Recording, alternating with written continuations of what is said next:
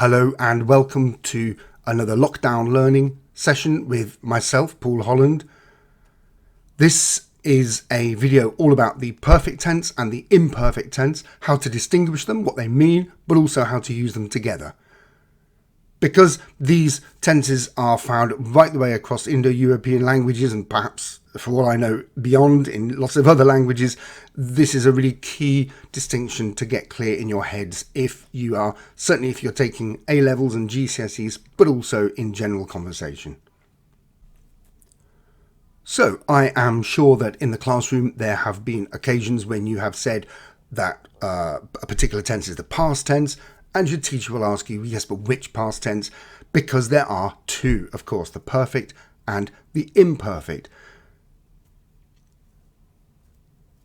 And a past tense obviously means something that has happened, something that doesn't happen anymore. So it's finished, it's an action in the past.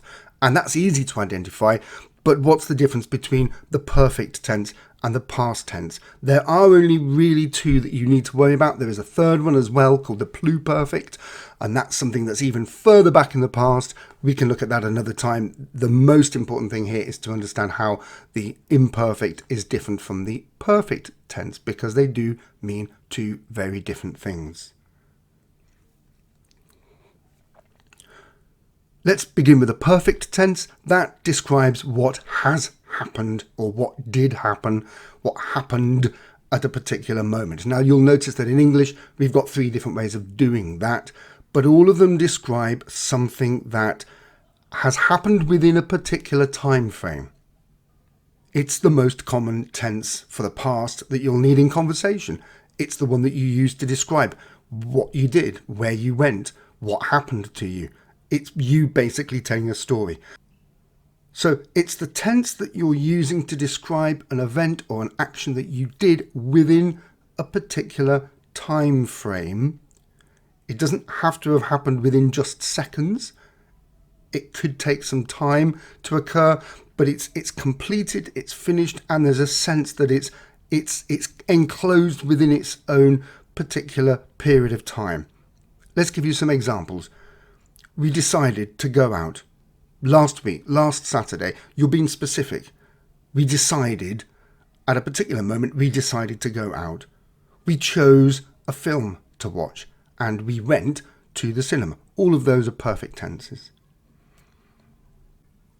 Later, I said, let's go to find something to eat. I said is the perfect tense. It may have taken 30 seconds for me to say. It may have taken 2 minutes for me to say, but within that particular time frame, I said, let's do this. I ate a delicious pizza. We left at 9 o'clock. I returned home by bus. So there's an example. The returned home by bus, well, presumably that took 10 minutes, 20 minutes, maybe longer. But it happened, and therefore it happened within a particular time frame, and I'm going to use the perfect tense.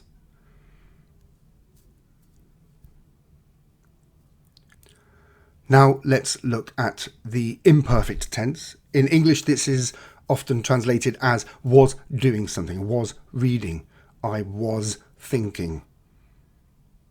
And we can use it very often for descriptions. So we can just use it was hot. In the cinema, it was hot. Or I was tired. But you could also use it to describe the weather. It was raining.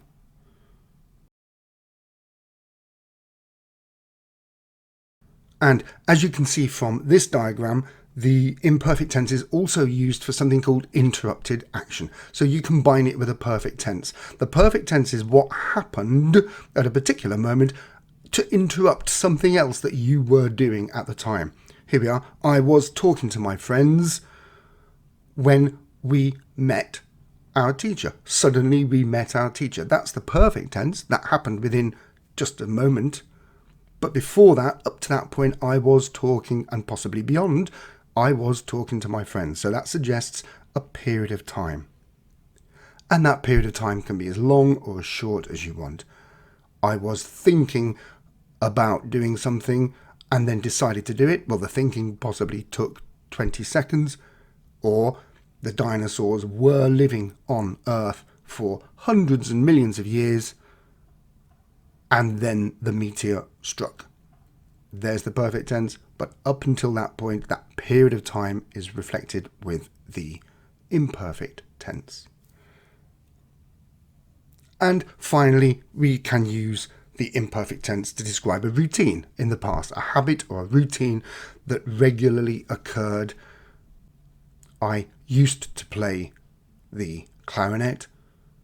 No more, don't do it anymore, but every Saturday I would do this. I used to play the clarinet. I used to go fishing with my granddad. I used to like Boyzone.